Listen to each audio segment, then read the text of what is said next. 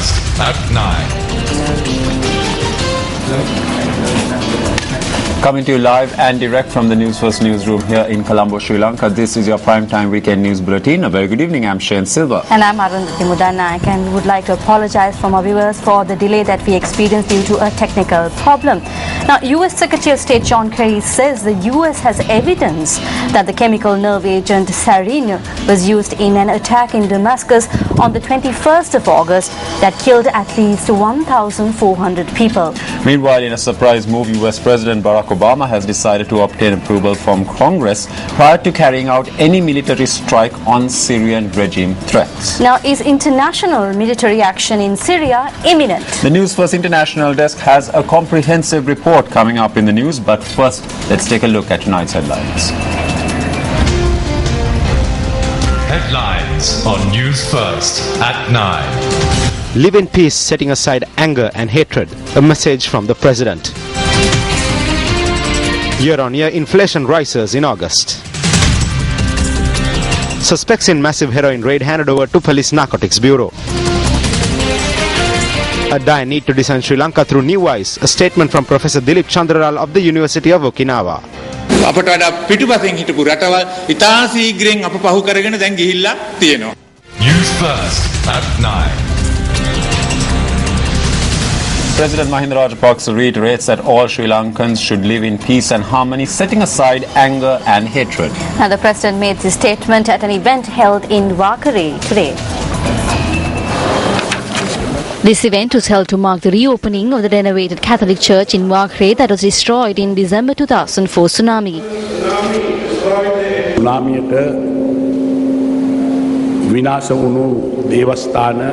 The government is reconstructing and renovating all temples and kovils that were destroyed in the tsunami, considering it as our responsibility. In the recent past, we have reconstructed homes, schools and bridges that were destroyed by the tsunami. We have become accustomed to treating all peoples from all communities and all religions the same. Within a nation, we must live as one. We cannot think of a society that is built without a religious environment. All religious leaders have a responsibility to lead the future generation on the righteous path.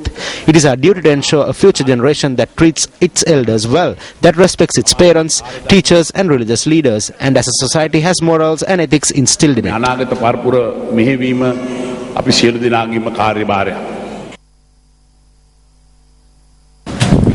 Tamil National Alliance parliamentarian P. Ariyanendran says that freedom has been internationalized. He made this statement at a meeting held in Batiklo yesterday. We travelled from Mannar to Mullaitivu. Navipilla arrived in Mullaitivu on the same day. When we arrived, there were no army personnel on the roads. When we went to Mullaitivu and asked what was going on, we heard that orders had come from higher up for the army not to remain there as Navi Pillai was coming. When she went and spoke to the people there, they said it was good for Navi Pillai to come there. They said there was no military there and that they have freedom. Look at what has happened to freedom. It has become internationalized.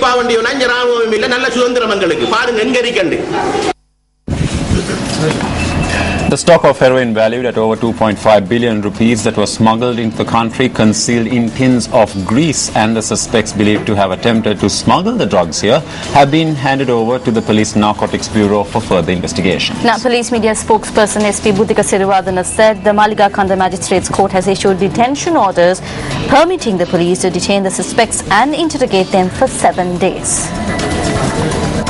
The police media spokesperson said the suspects and the stock of heroin were handed over to the Police Narcotics Bureau last night.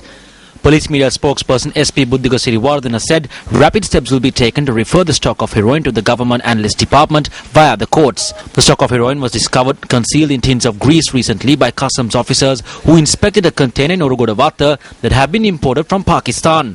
Over 250 kilograms of heroin were found. Director of the Customs Revenue Supervision Unit, Mali Pearson, said that the stock of heroin was valued at over 2.5 billion rupees. Customs added that about 1,262 of the 17,500 tins of grease in the container had heroin concealed in them. The container had been imported to the country, claiming that it contained tins of grease, bathroom fittings and plastic equipment.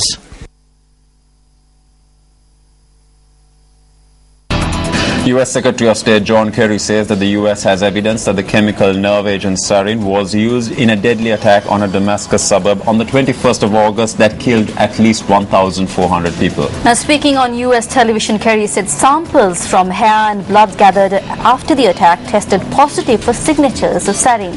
Meanwhile, President Barack Obama announced yesterday that he has decided the U.S. should take military action against Syria, but backed away from an immediate strike, saying he would seek first the approval of Congress.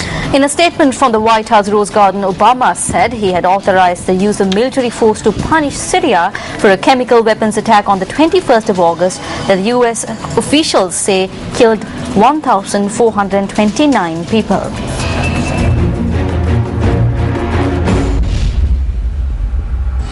After careful deliberation, I have decided that the United States should take military action against Syrian regime targets. This would not be an open-ended intervention. We would not put boots on the ground.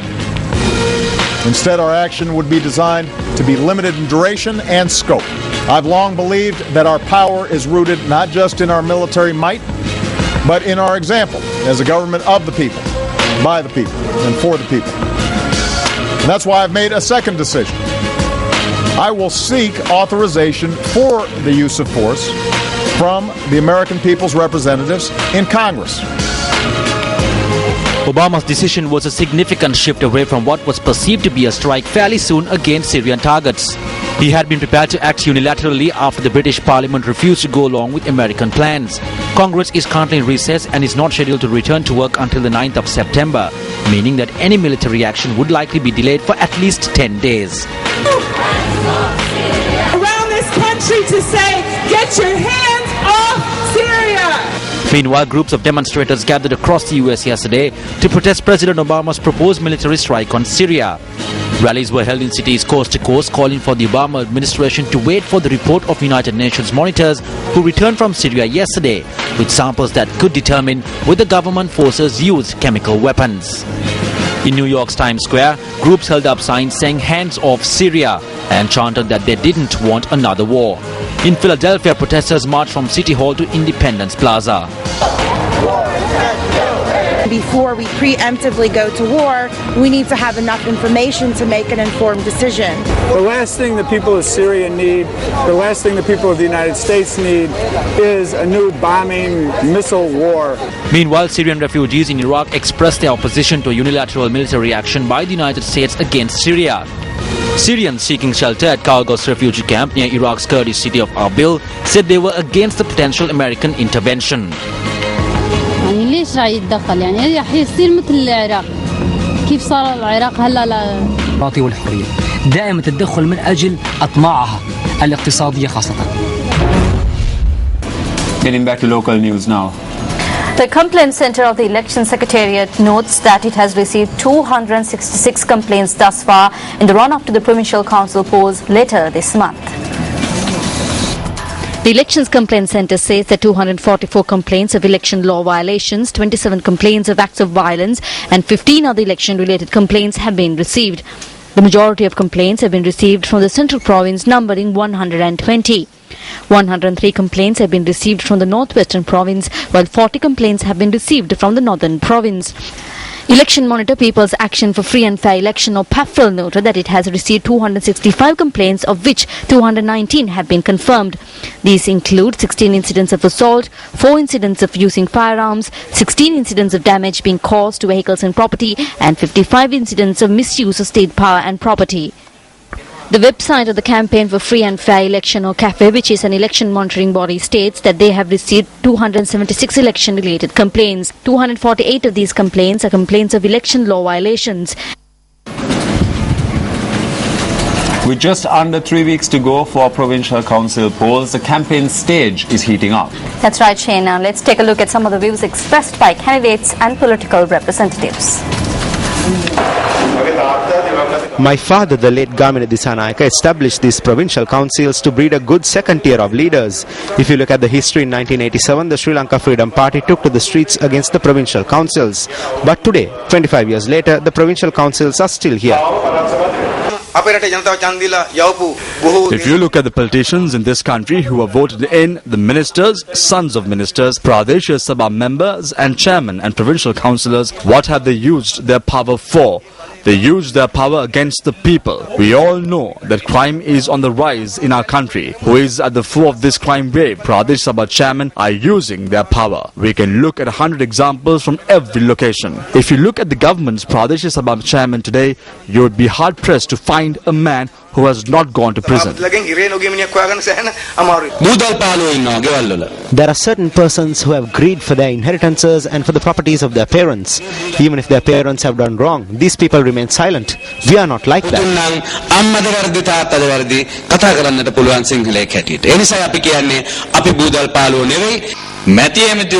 Ministers and MPs come to the villages during elections. They do not come empty-handed. They bring arak and moonshine. They bring lunch packets, biryani, vatlapan and bring chairs and saris. They deceive us, take our votes and then leave.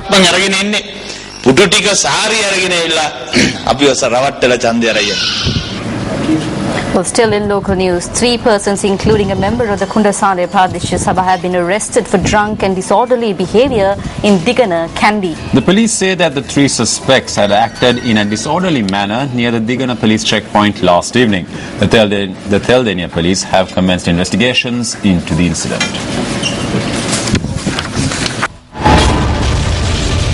Numerous instances in the recent past where people have been harassed by local politicians. A few incidents. Charge: murder, molesting a foreign woman. Suspect: chairman of the Tengol Pradesh Sabha. Charge: murder. Suspect: member of the Valagipola Pradesh Sabha.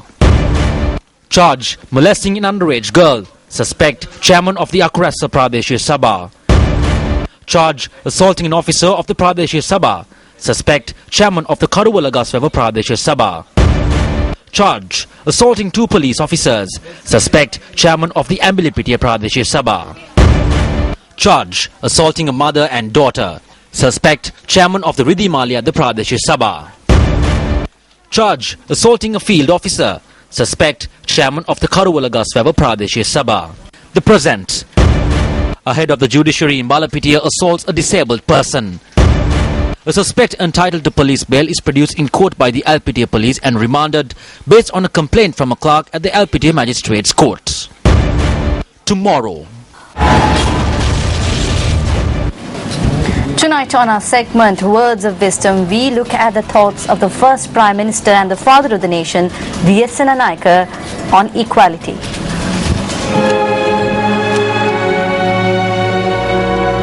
We are one of another, whatever our race or creed. D.S. Senanayake, first Prime Minister of Ceylon.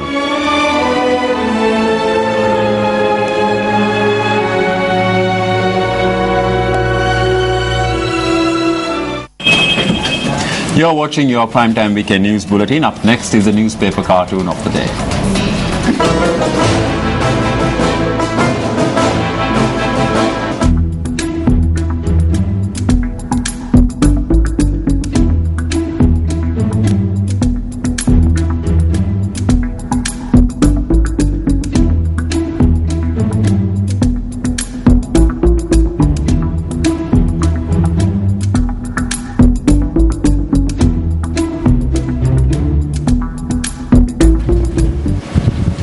Well, preparations are in high gear for the Commonwealth Heads of Government meeting in Colombo this November.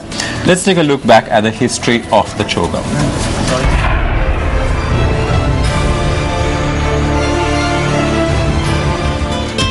Queen Elizabeth II of the United Kingdom is the leader of the Commonwealth. She was coronated in June 1953 at the age of 26. The 1973 Commonwealth Heads of Government meeting in Ottawa, Canada was the first attended by Queen Elizabeth II. Although Queen Elizabeth will not participate in the 2013 Chogam in Sri Lanka owing to old age and a need to limit overseas travel, she will be represented by the heir to the throne, Prince Charles.